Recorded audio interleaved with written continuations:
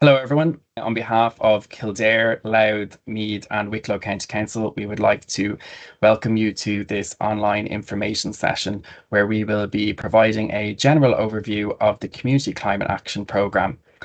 The aim of this resource is to support community members in understanding the Community Climate Action Programme and the funding available, the potential climate action projects that you will be able to apply for and deliver in your local area.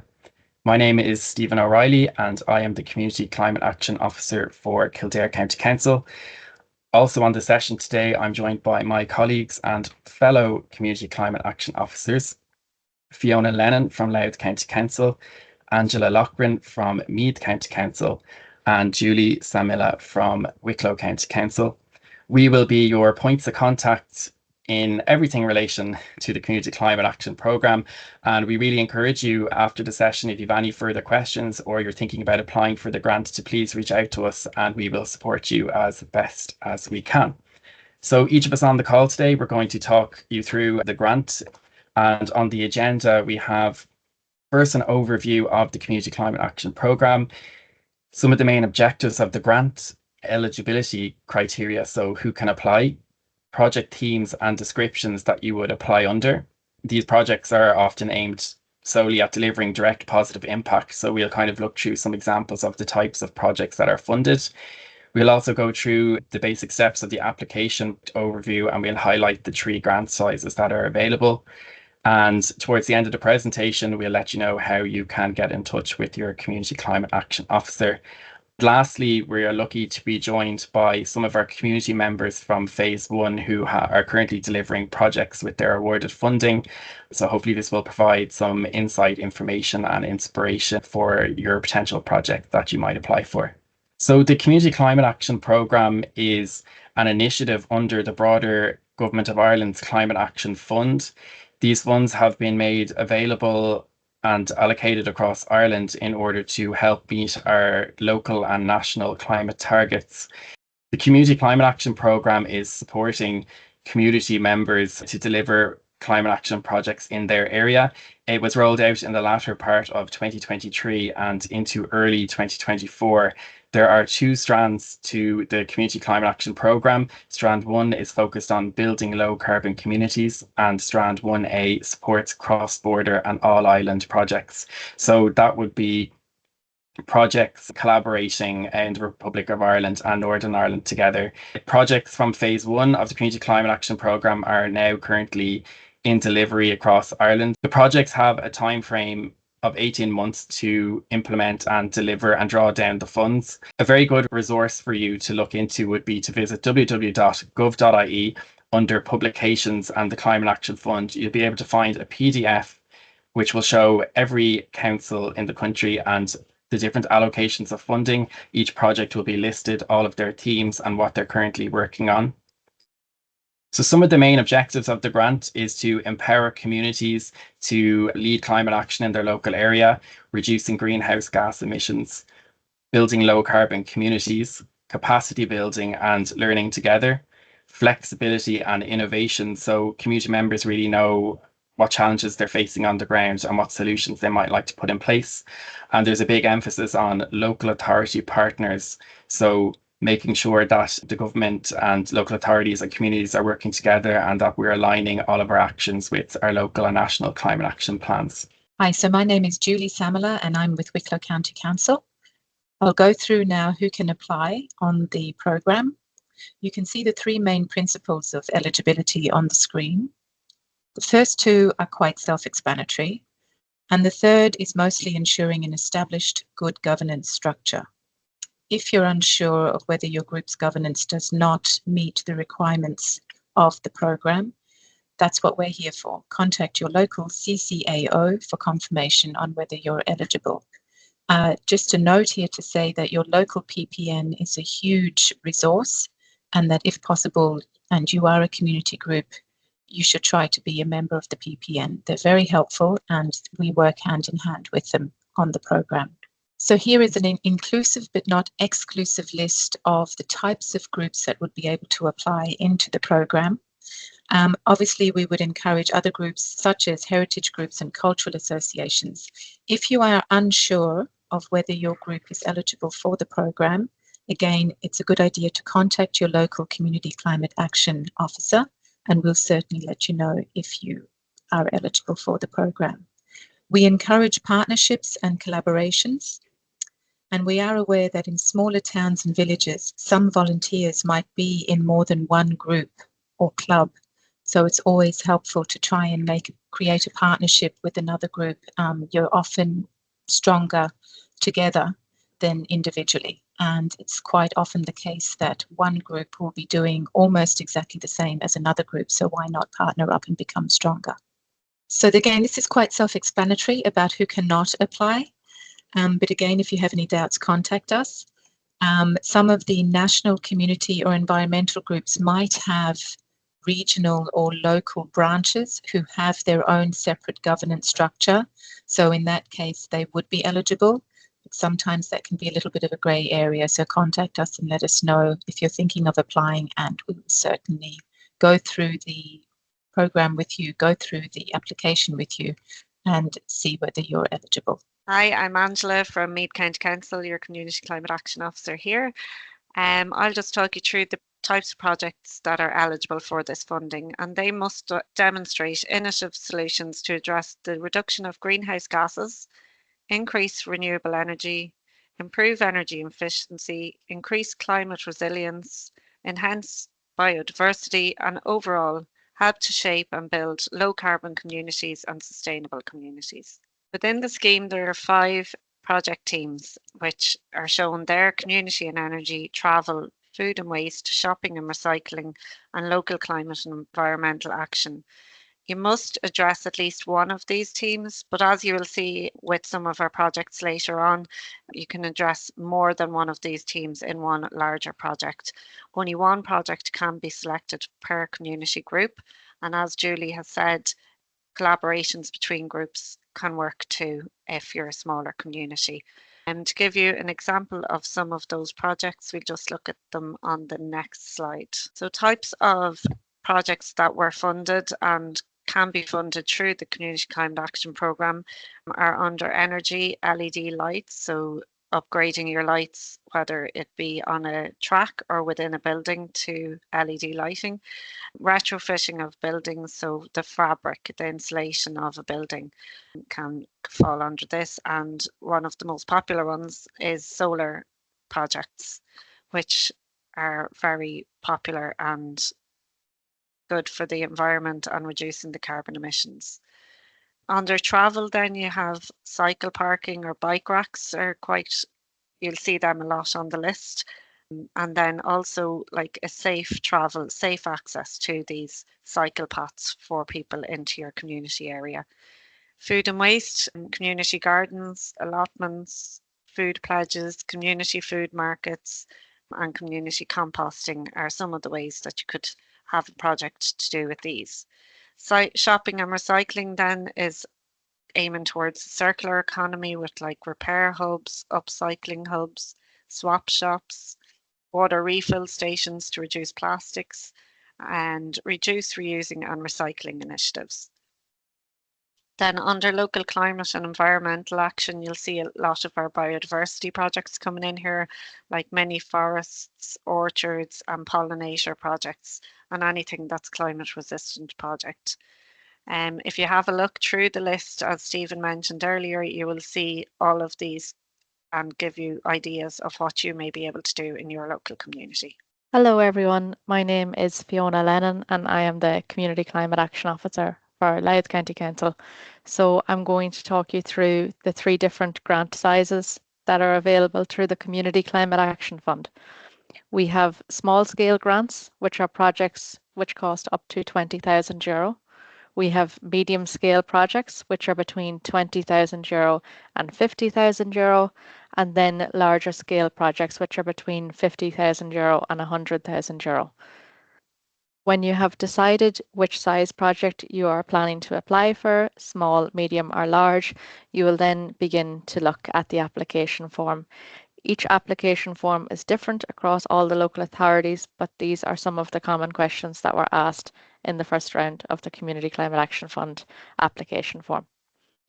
So we look for some information regarding the name of your group, where your group is based, and what is the purpose of your group or your organisation. Are you a GAA club? Are you a community centre? Are you a youth group? We then look for further information, a contact number, an email address, and as Julie has mentioned previously, your governance arrangements. Are you registered with the PPN, the Wheel, perhaps you're a Tidy Towns group? We'll require that information when you are filling out your application. Then moving on down towards the application form, you'll begin to discuss the purpose of your project. So what theme does your project cover, or does it cover a range of themes? What are the climate benefits, and how will this climatically benefit your community group or your community within your area?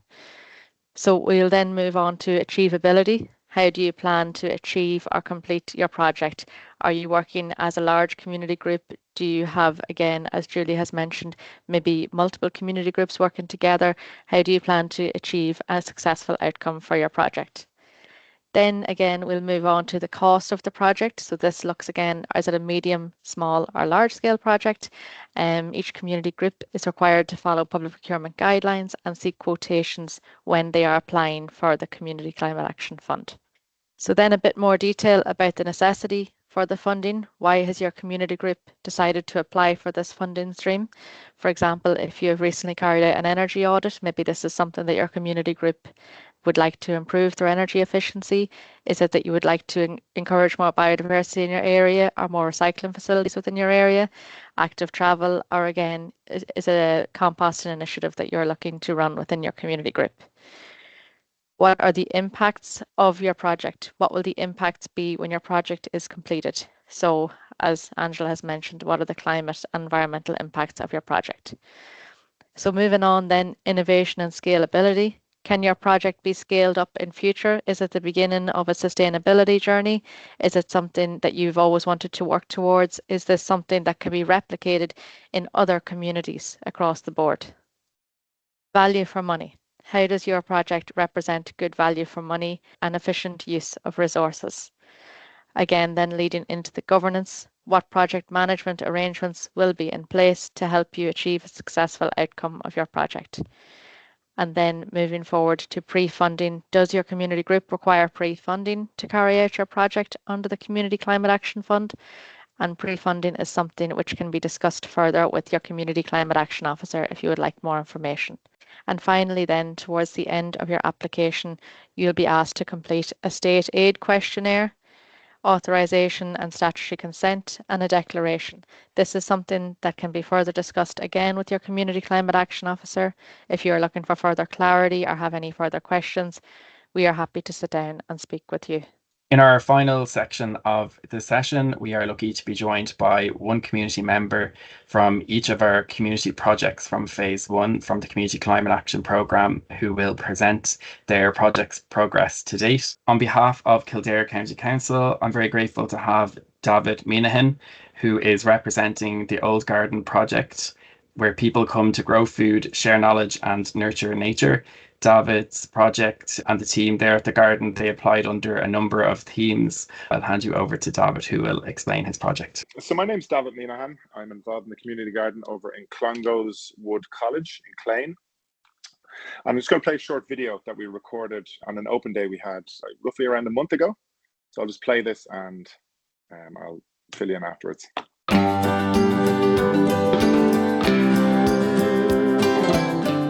We've got 7 acres here, of which we're kind of devoted a certain portion of it to allotments for people. So we've set up 100 allotments. It's amazing to see what people can do when given a blank canvas. Not only have we got the allotments, but we started with a native Irish woodland. So we put in around 3,500 native Irish trees, which will take a couple of years to actually grow. We put in pollinator plants around the place to try and attract beneficial insects. We have also got a couple of hives for bees. So we're actually selling the honey here at the moment. Most amazing honey, absolutely delicious. We have hens and we have ducks. So we sell these free-range hen and duck eggs as well. So the allotment holders are allowed to grow pretty much anything they want, as long as they're not invasive species and it's chemical free as well. As you can see behind us, we have polytunnels. they're great for extending the growing season. So by growing under a polythene surface, you can grow pretty much 12 months of the year. I think people will find returning back to nature is actually going to be the most beneficial for them, their community and the planet.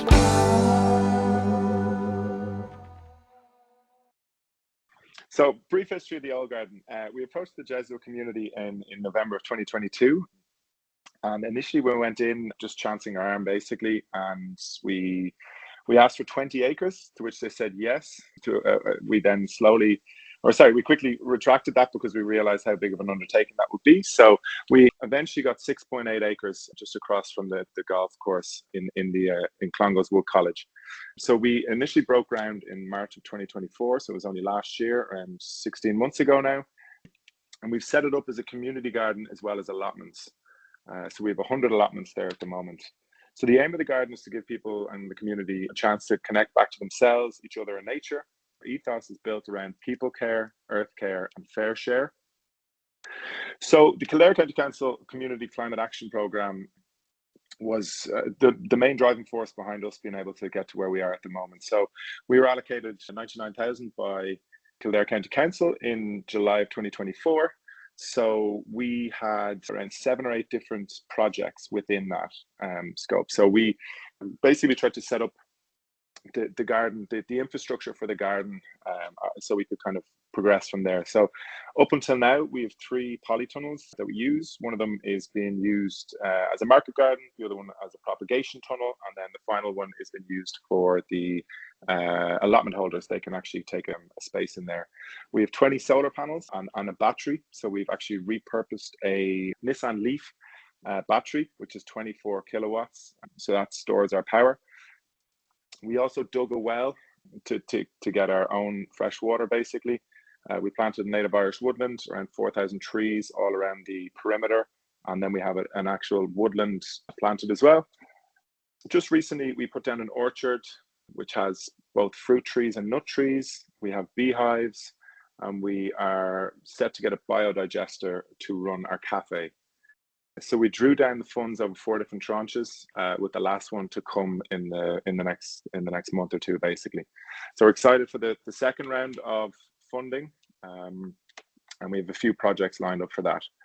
So this is just a map of the vision, basically, of what we're going to try and achieve, hopefully, down the line. So as you could have seen in the video, we've got the 100 allotments put in already. We've got the woodland put in, the polytunnels. We've got quite a few cabins that are being used as classrooms, cafes, food processing units, all sorts of different things at the moment. And then just our future plans, basically, we're looking forward to applying for the second round of the Community Climate Action Programme. And we're looking to integrate into the community, basically, and educate people in the community on how to grow food, as well as producing food that we can sell into the local community and create a circular economy there. So our plan is to become a hub for education and innovation as well, in the sustainable and regenerative space. A few different projects that are underway at the moment and are in our short-term plans are the community cafe and repair cafe. We have a classroom and educational space that's under development. And then we're going to do a community composting area where the local community can bring their compost to us, and we will basically turn that into nutrient-rich compost. We have a few different projects, syntropic agroforestry going on, and we've just started our market garden with our polytunnels there. As of last weekend, we had our first market. So yeah, I just want to say thank you to Kildare County Council, the Jesuit community, all the board members, gardeners, and any volunteers that have supported us along the way. Thank you. On behalf of Wicklow County Council, it's with pleasure that I introduce Declan Alcock from Donard Community Enterprises COG. Declan is part of a hardworking committee that is responsible for the Donard Community Hall, and their project involved insulating the walls and ceiling and generally bringing down the carbon footprint of the hall. I'll hand you over to Declan now, who'll tell you more about the project. Okay, so this is just an overview of our experience of the project we implemented in phase 1 of the Community Climate Action Programme. Slightly complicated building in that there are a few parts to it. There's the main community hall, the meeting place cafe, and the hub. Now, the main The original old hall built in the 1830s is used as the cafe. The main hall was built around 1998. So two completely different fabric approaches here. It's an extremely busy hall. See, that's just a selection of what goes on there. So we've got things like country markets, the community cinema, lots of meetings, classes. We started a bluegrass festival this year. So there are activities practically every night of the week, which is really, really positive. We want to keep that going. The reason why we applied to the Community Climate Action Programme is it started post-COVID. We've always had this interest in a low energy, low carbon, zero waste facility that the community could be proud of. But post-COVID and during COVID, the hall was pretty much closed. So all those activities and the income stream dropped completely. At the same time, you still have to pay utility bills, maintenance, insurance, everything else. And in rural Ireland, if you close the doors of a facility, they're unlikely to open again. So we started just brainstorming about what we were going to do. Did a review of our costs. I said, right, we need to reduce costs, logically, increase income. And that fits hand in hand with reducing energy, reducing carbon. It just makes it works together for financial viability. The other part of that is it's a hub not just for the village, which is quite small, but the wider hinterland goes about 12 kilometres into the Glen of Amal, which is a very rural area. You've got isolated houses, an elderly community, a farming community. So that risk of rural isolation. So keeping the hub and the cafe active is absolutely vital for lots of reasons, just to have that door open as an option. As part of that, we looked into where the nearest EV charging points are, because there are quite a few EV cars, electric cars around here. And you're talking about 15 to 20 kilometres away. And transport links around here are poor anyway. So we decided we could hit a few different items into one project. Our approach to this was, first of all, being an engineer, this was what I do day to day. So we looked, I did an energy audit of the facility, looked through utility bills, energy use, all of that. We put together a register of opportunities, so short, medium and long-term opportunities, how they worked in terms of carbon reduction and payback, and looking forward to 2030 targets of decarbonisation. And we prioritised what we could fit into this project. So the project itself, this is what we received funding for: wall and roof insulation, solar PV and EV charger system, bike storage and a compost tumbler for the cafe. So this is the original main hall. We decided to concentrate on this because the cafe, being an 1830s building, is a complex, it's a different project. And you'll see there cavity wall construction, standing seam roof. Now, when this was constructed, that detail at the edges is quite leaky. So you've got cold air coming in through gaps there. At the same time, your heating is on, and that heat is essentially going out the roof. And we were heating the village rather than heating the wall. So it just made sense. We had to tackle that before we did anything else. An image from one of our cinema nights, and you'll see everyone there practically has their coats on. Coats, hats, scarves, blankets, whatever. And the heating was on there for a few hours. So it's also about getting people are less likely to use the hall if they think, oh, I'm going to be sitting there in my coat, freezing cold. So this was early January. There was about a week of a delay due to snow, but our contractors, as soon as that was cleared up, our contractors got straight stuck in. They put down, we have a lovely wooden floor there, they put down a protective covering on that. That was just framing it out, removed light fittings, rerouted wiring, whatever had to be needed. They were very good. Just another image of the same. Addressed that detail at the top of the wall, which is hugely important. That is the spray foam insulation going in. Another image from the stage, just of the framing out of it. Then we got the external walls pumped. We were dealing with about 3 different contractors, but the main local guy project managed all that part of it. So we had a single point of contact. That's an example of the attention to detail of the guys who pumped the walls. So just fixing all the holes afterwards, were probably several hundreds of them. You'd hardly notice they were there now. And that's the finished hall. So all the light fittings replaced. There's a ceiling on that. plywood ceiling. Everything was done in compliance with the building regs, so for both energy and fire safety. So we're delighted with that now. Shortly after that, in February, the PV guys came in. They were in and out really quick. Again, relatively local contractor. A few days to get the actual panels installed. Then they came back, the electricians came, wired it up. So that's our combined inverter and battery unit there, and our EV charger. And it's all working fantastically for us at the moment.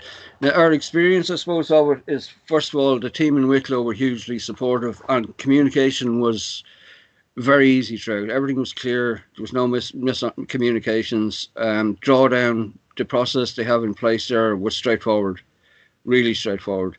For people undertaking these projects, I would say about securing finances, start looking at that early. We started our project in January. We started looking for finance probably the previous October.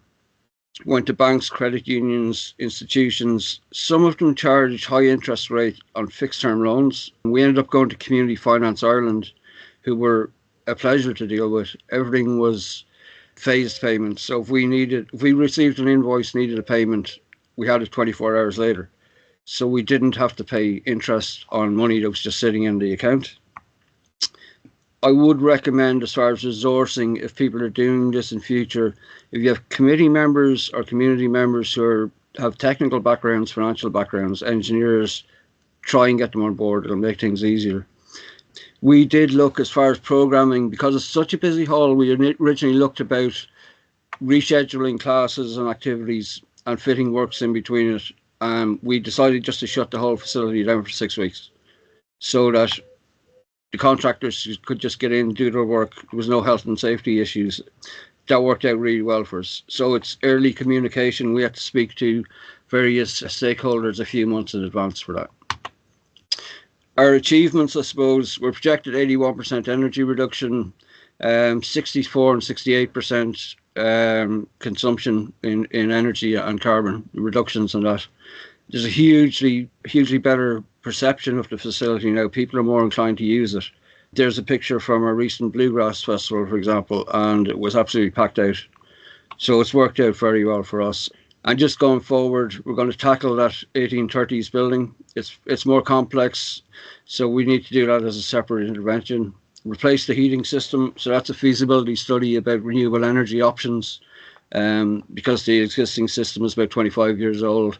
And then we're going to get a bike hire service, because a lot of sightseers come to look at the surrounding countryside.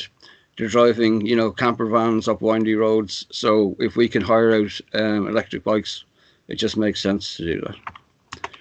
And that's our project. Hi, Angela here from Meath County Council. I'm just going to introduce a video that Johnny Sheridan from St Vincent's GFC has done. They received funding for replacement LED lights, a bike shed and water refill station. These projects have encouraged their community to be more sustainable within the build of their new clubhouse and community centre in Ardcath. Hello everybody, my name is Johnny Sheridan. I'm chairman of the Development Committee of St Vincent's Gaelic Club in Ardcath. I'd like to acknowledge the support we received from Meath County Council through the Climate Action Programme.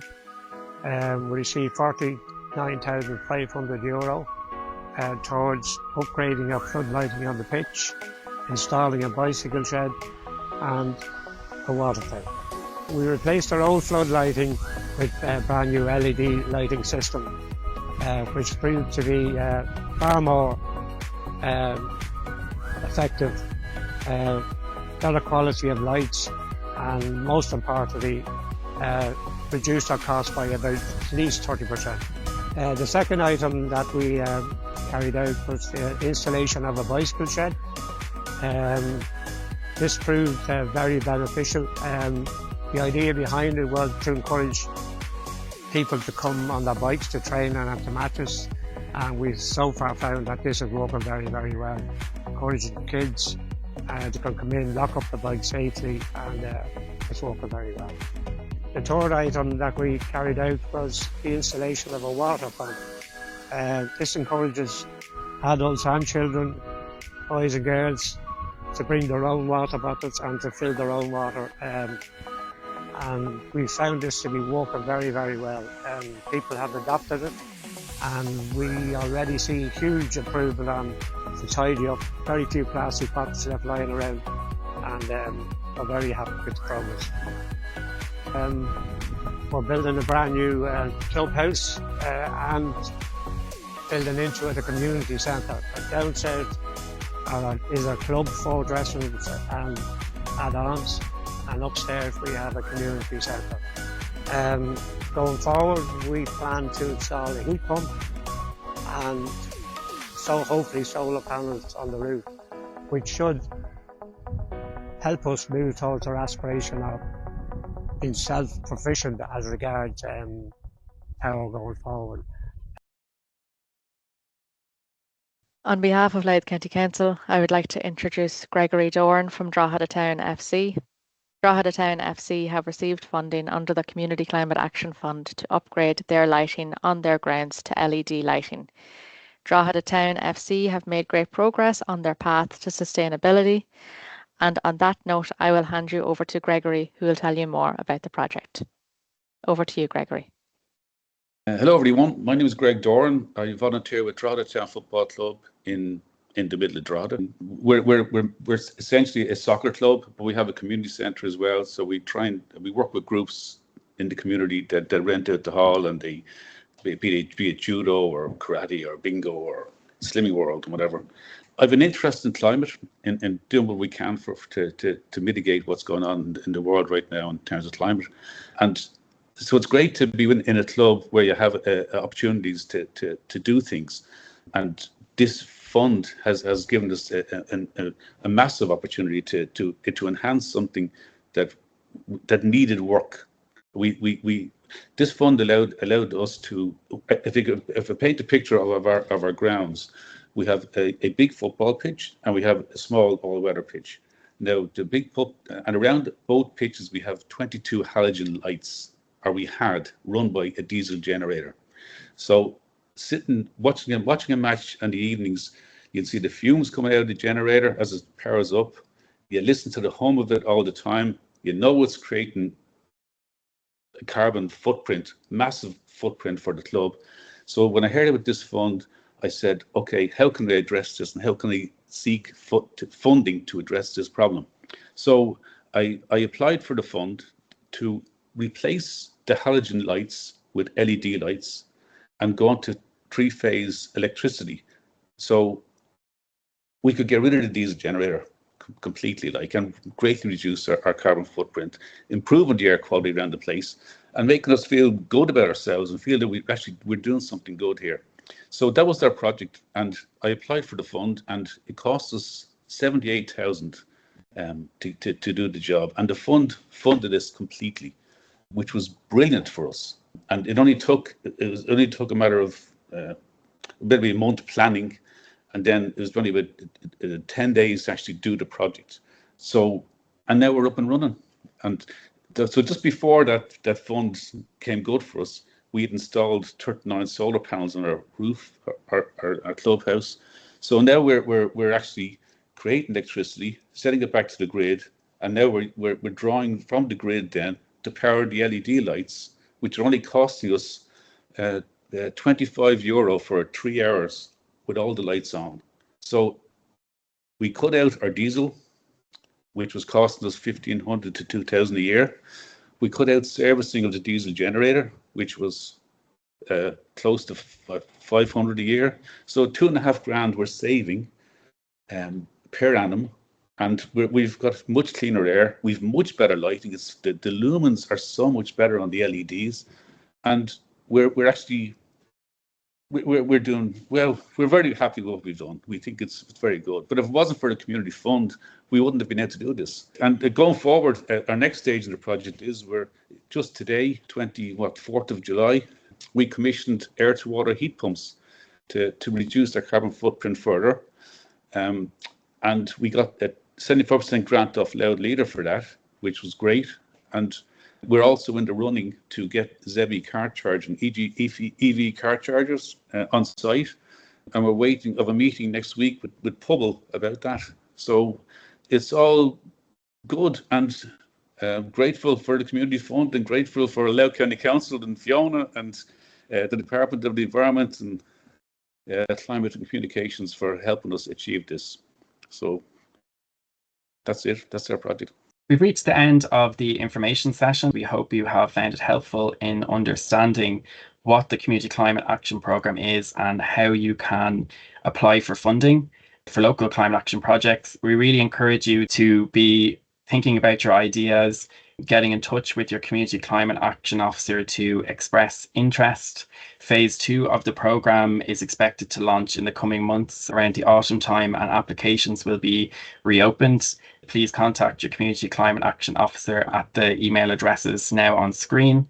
Thank you so much for your time and for joining us. And a huge thank you to all of our guest community members who gave brilliant presentations, great inspiration for the next phase of the programme. Thank you.